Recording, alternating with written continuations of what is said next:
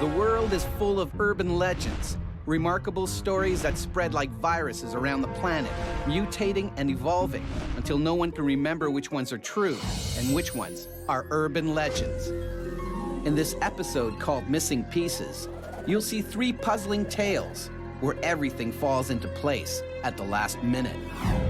First, a British barmaid faces a life or death decision after a stranger rewards her kindness with a terrifying tip. Then, a young couple enjoys their fairy tale romance, oblivious to a horrible secret that will soon tear their lives apart. And finally, a mysterious murder stuns a small town, but stranger still is who stands accused of the crime. Watch all 3 stories and decide which urban legends are true and which ones are false. Find out if you guessed right at the end of the show. First, it's a story we like to call One Good Turn.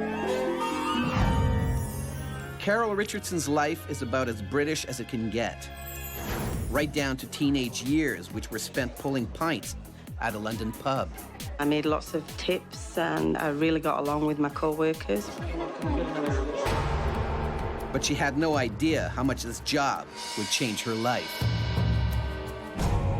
It was just crazy. After that, everything just went chaotic.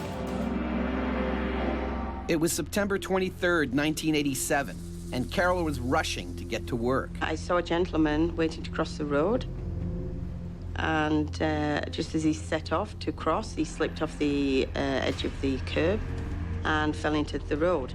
As I'm walking towards him, I noticed a car coming the other way, and I noticed that the car doesn't appear to have seen him. Without thinking, Carol jumps into the road. I got into the side of the road, and he still couldn't get any weight on it. So I said, you know, I'm going to have to call an ambulance for you. And he said, no, like, you know, he was really insistent. After making sure the man is all right, Carol decides she must get to work. I have to go to work now. As I was about to leave him, he looked at me and said to me, don't go to work tonight. Why would this stranger know where she works? She tries to get more answers. Why? But he only repeats his warning. He said, if you know what's good for you, don't go to work tonight, call in sick. And so I just sort of walked away and thought, crazy man. Take care. After getting an earful for being late, Carol gets down to work. But she can't stop replaying the strange encounter. It was playing on my mind a lot. Then Carol remembers she had seen the man before. It was the guy that had been in the pub for the last few nights. Why had he told her to stay away? And so I thought, you know what, I'm going to mention it to the boss. He sort of looked at me as if I was crazy and said, don't be stupid, get on with your shift. But Carol cannot forget the man. Her mind starts to race with possible explanations for his strange warning.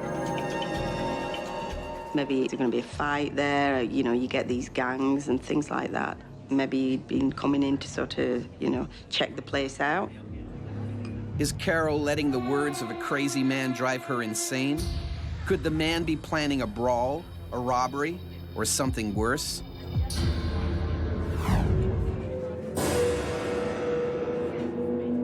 Carol approaches her boss again. Now he's angry. He gives her an ultimatum: either get back to work or get out. I still couldn't get this out of my mind. I just felt really uneasy. What did the man mean? With evening fast approaching, she decides she's not going to stick around to find out. So I went to the police station, and when I told them what had happened, they looked at me as if, you know, why are you wasting our time? But they had appeared to look into what I was telling them. They decided that they would show me some mugshot books.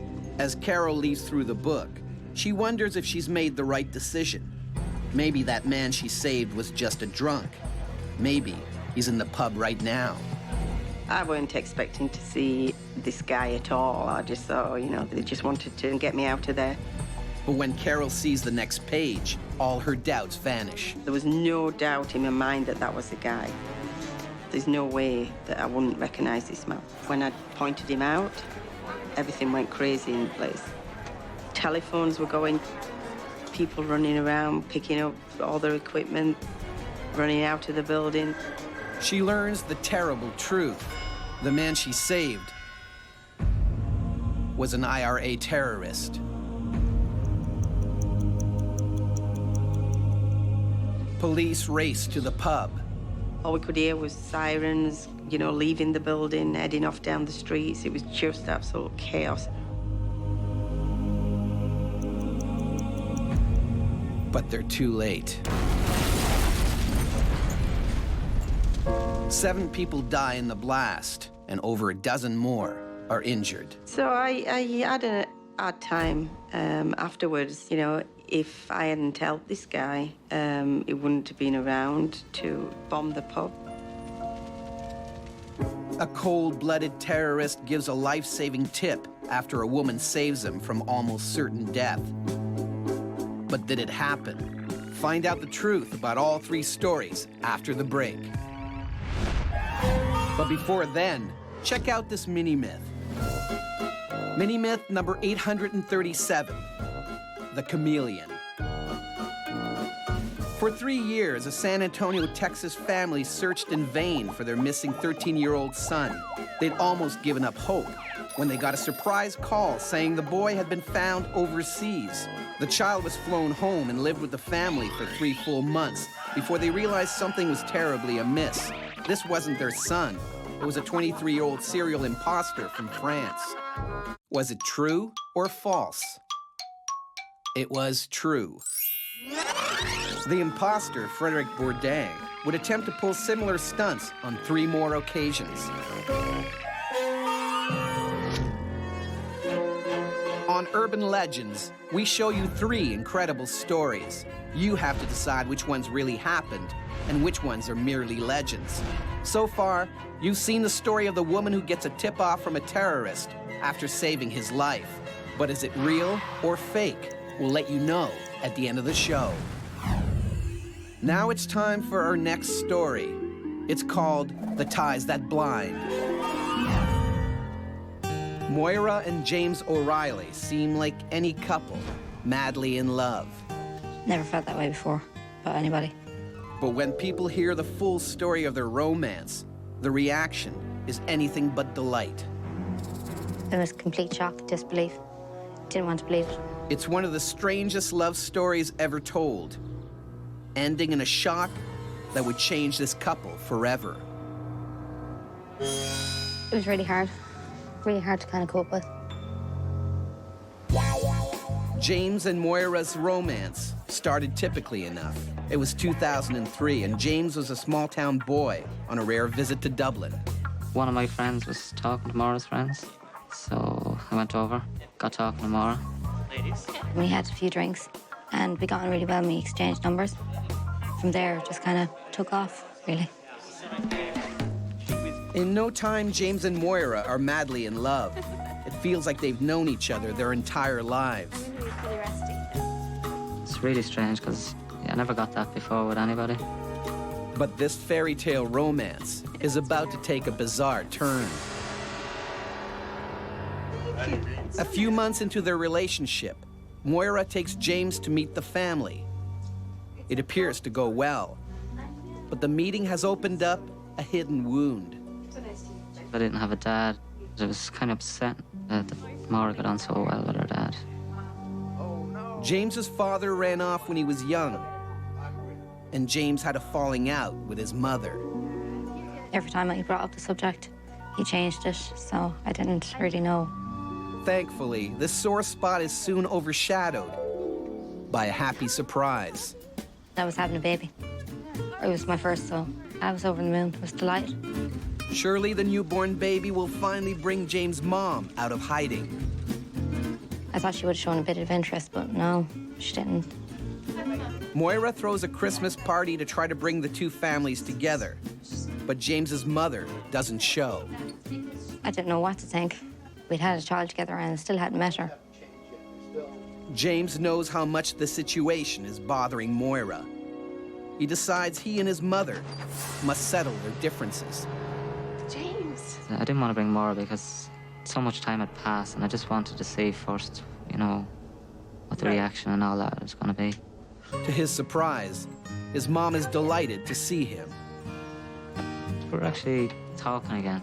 And it's been so long, like, you know, maybe that this was the time things was going to change, maybe for the better, like, you know. James tells his mom all about his new love. I just described her. And stuff like that, and how we got on well, like. And then she asked about Maura's dad. But when James tells her more about Moira's father, his mother suddenly snaps. She put her hands over her face. And she says, "You're not serious." I had been thinking at that stage, maybe she'd been drinking. She locks herself in the bathroom. James tries to figure out why. It just seemed forever, and I just didn't want to leave. Mom, what are you doing? But his mom won't tell him what's wrong. And she just says, "You want to stay away from her."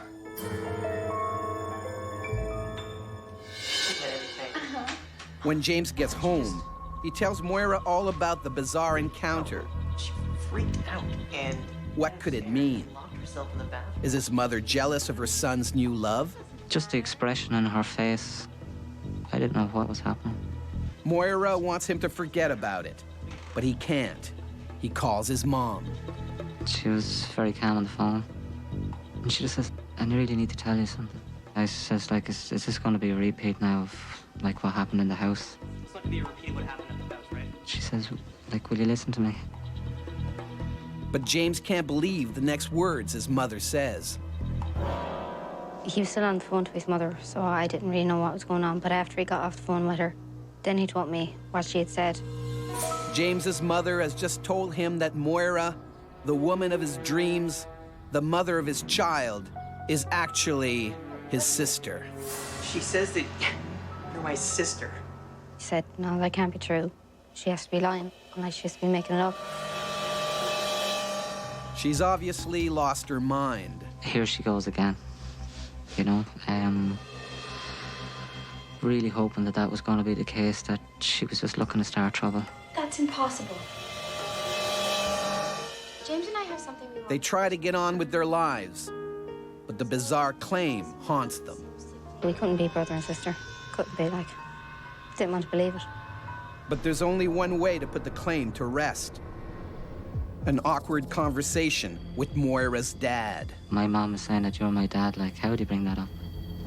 That's really impossible. Finally, Moira gets up the courage. Maura told him about me, like what happened with my mom. She seems to think it's true, and My dad was in complete shock and horror. His face was all distorted. Didn't want to believe it. But when James tells him the full name of his mother, her father can no longer deny the truth. he is my brother. The reaction on his face really like said it all. He tells him that when he was younger, he had a child with James's mother. She kept the baby boy, and the courts ruled he was not allowed to ever speak to the child. That child is James. Yeah, he confirmed, yeah, that was true. Maura is my sister, and her dad is my dad. Two people meet and feel like they have known each other for their entire lives. And in a way, they had. Because they were actually brother and sister. But did it really happen? You'll have to wait to the end of the show to find out. But first, check out this mini-myth. Mini-myth number 557, the ski accident. On a family ski trip in the Alps, Rachel Bedwin ended up with a wee problem on top of a big run. Worried the bumps would burst her bladder, she crouched by a tree for a pee, but slipped and slid downhill bare bum first. Luckily, she was not seriously hurt, but the same cannot be said of her brother Roger, who fell out of a chairlift laughing at what he had witnessed. Was it true or false? It was false. Although countless versions of this story continue to circulate, in not one case is it the naked truth. On Urban Legends, we show you 3 incredible stories. You must decide which ones are rock-solid truth and which are shaky lies.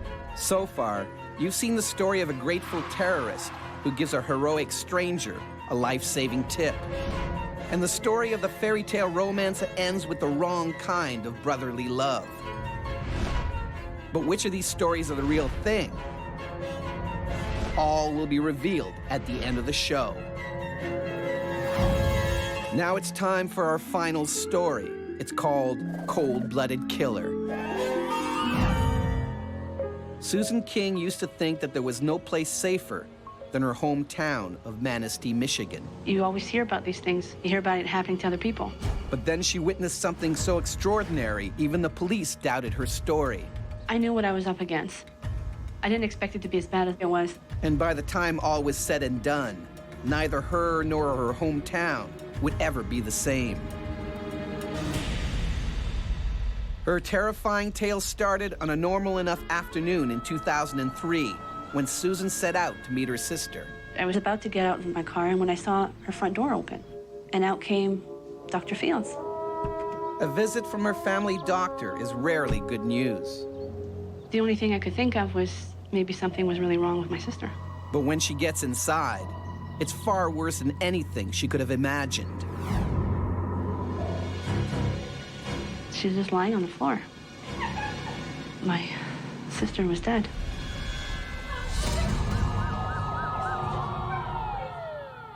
Within minutes, police are on the scene. They interview Susan, but she has questions of her own.